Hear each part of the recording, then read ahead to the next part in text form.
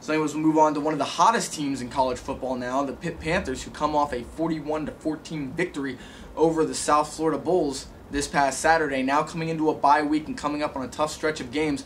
Vince, is the bye week a good thing or a bad thing for the Panthers? This bye week is coming at a horrible time for Pitt. After crushing South Florida, who was ranked as recently as last week, by 41-14, that's pretty conclusive right there. Then you have the bye, basically 2 byes because we have a bye and then we play Syracuse. So then you have 3 ranked teams at the end of the season.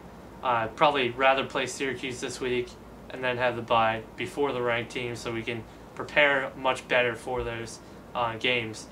But I think with this kind of momentum, you want to play the next few weeks and then have the bye or have it earlier in the season. Well, Vince makes a great point, but I could not disagree with you more.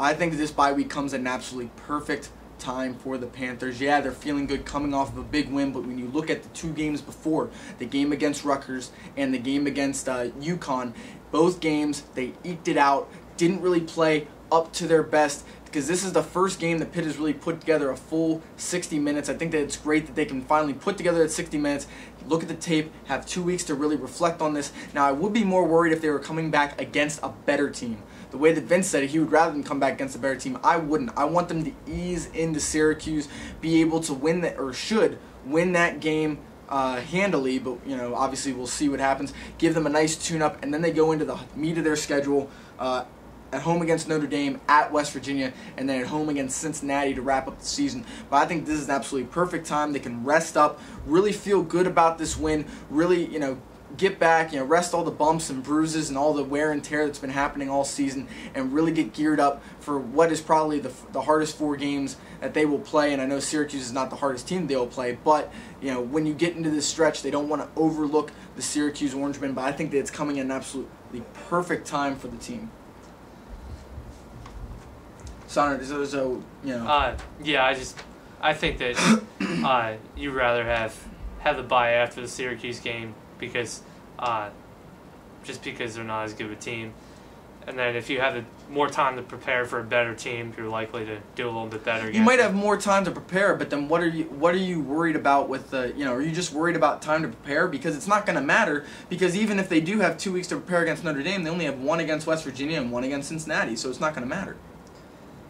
Yeah, I don't know. I don't know what else to say about this. It's just I think we're better suited to keep riding this momentum, or to have it earlier in the season so you can ride this momentum into the ranked teams, or have it later so you can prepare more for the ranked teams. I don't know. I don't really see Pitt having a lot of momentum. I mean, yeah, they feel great about the USF win, but like I said, the wins previous to that, not that impressive. The comeback win against UConn and the Friday night win against Rutgers, where they all but tried to give that game away.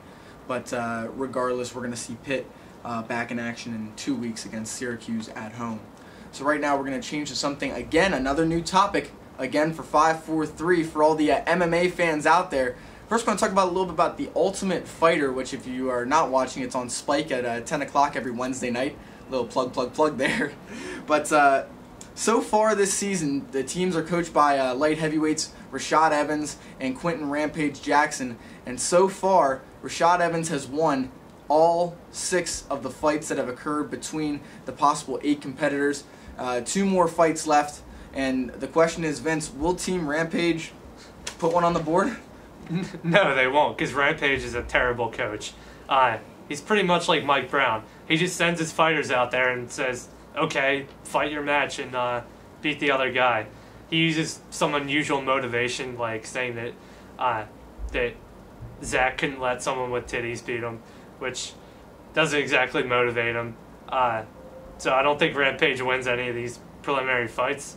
I think he goes 0-8, and I guess it shows all the flaws that he had when he picked his team and just picked the biggest, most powerful guys because they can't last 2 or 3 rounds in a ring.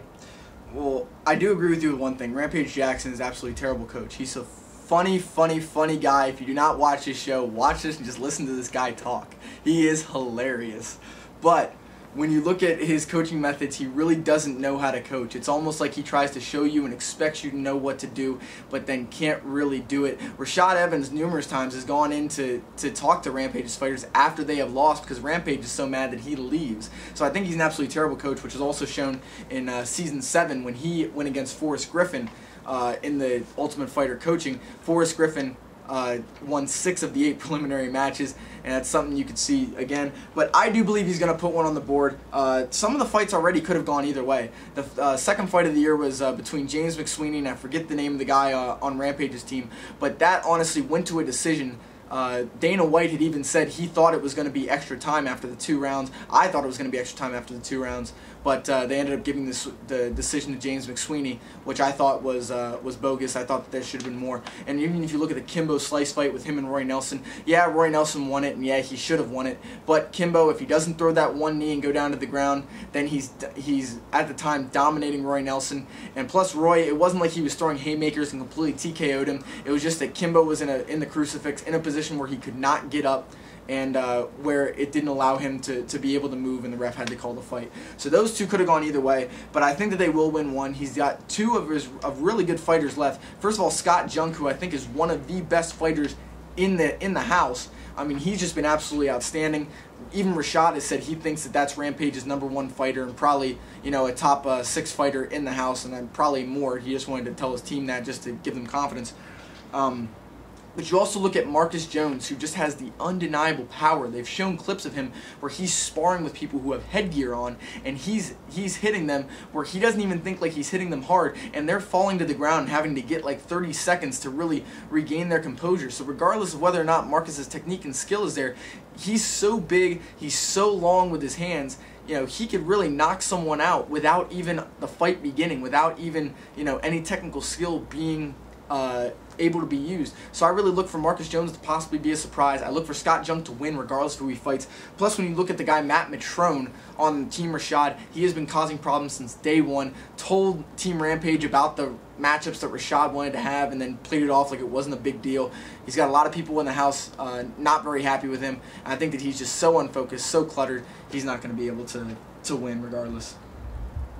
I don't think Marcus Jones is going to win because he just doesn't. He's not like a fighting type guy. He's a football player. He doesn't have the technique that you need to have to win matches. But if it goes to the mat, yeah. But I mean, he's got such a long reach. Do you think that he could honestly throw one punch and finish someone?